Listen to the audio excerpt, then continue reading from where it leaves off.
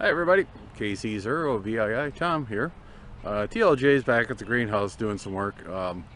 Memorial Day weekend, this is actually being shot the day after Tuesday 28th, I believe today is, the day after Memorial Day. We had some pretty good plans. We're going to show you guys what the St. Ansgar does for Memorial Day. It's your typical small Midwestern farm town. We have a population of roughly 1,000 people, just over 1,000. But the weather kind of turned a little south to us. Got a little bad, honestly.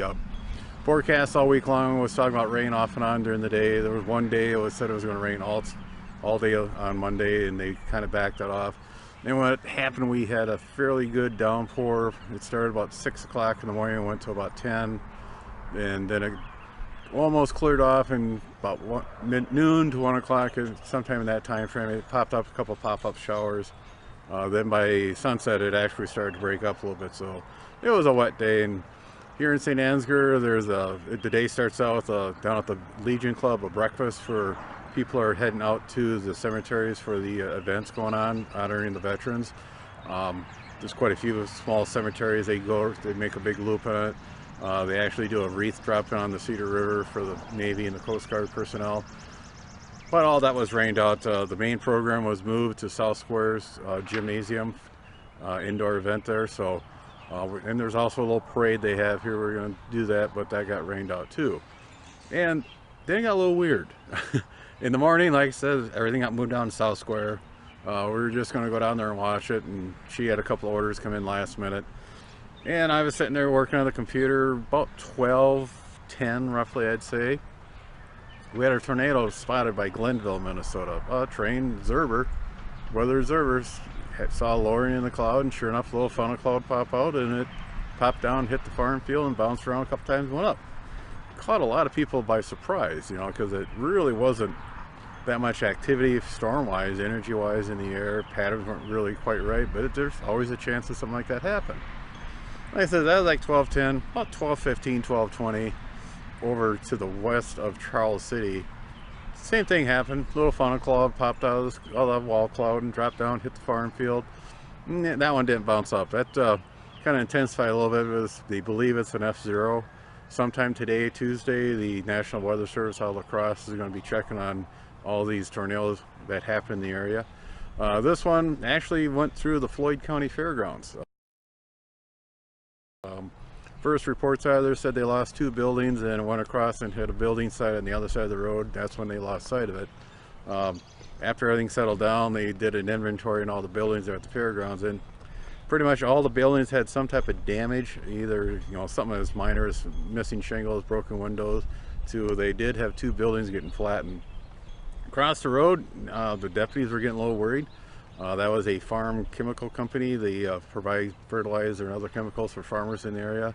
They were worried about a hazmat situation, but they got lucky on that one. It was just a lot of building damage. They did roll over an LP tank from the high winds, but after everything was checked out and they realized nothing real major, they started checking on the path of this tornado. It actually bounced up a couple times and crossed over the Avenue of the Saints, the old 218 highway. Then it hit the ground and started to go up Shadow Avenue.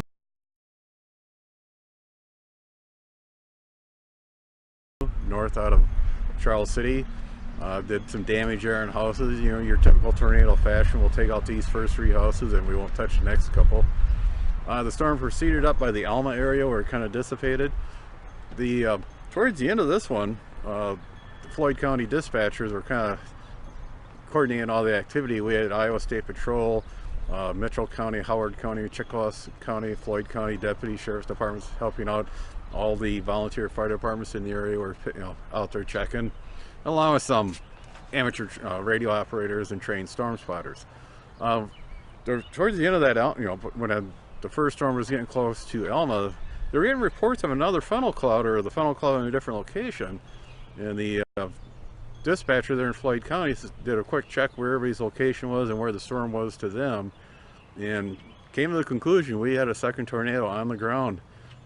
This is a little more to the east, running on a parallel course. The first storm, when it got up there by Alma, it kind of petered out. The second storm, it would actually had multiple vortexes in it. You would have a tornado, and then the next thing it would breed off into 2 or 3, sometimes up to 4, chasing each other around the fields as it was going to the northeast.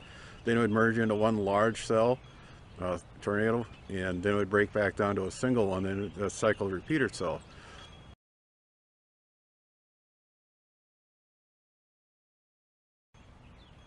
When it crossed Highway 9, it took out a wind turbine.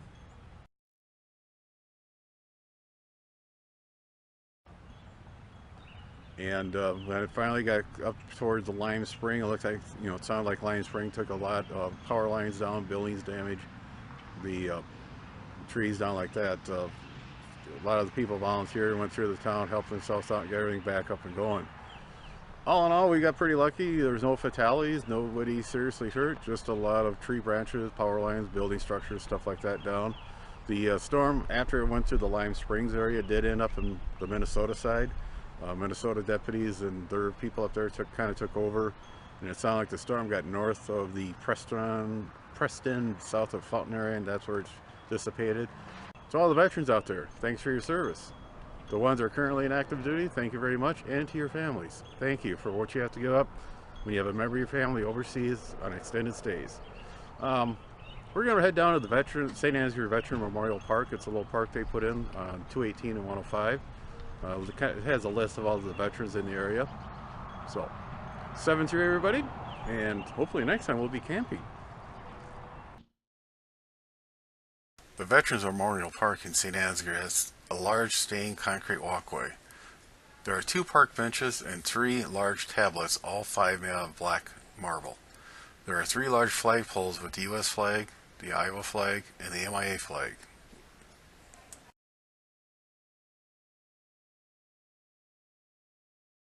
The center tablet has the logo of all 6 branches of the U.S. military services engraved into it.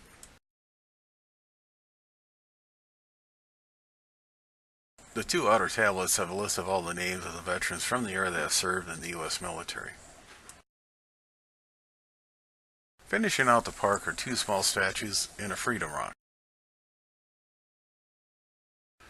This memorial is a project of the Sons of the American Legion Post 358 in the memory of their fathers, all who served our country.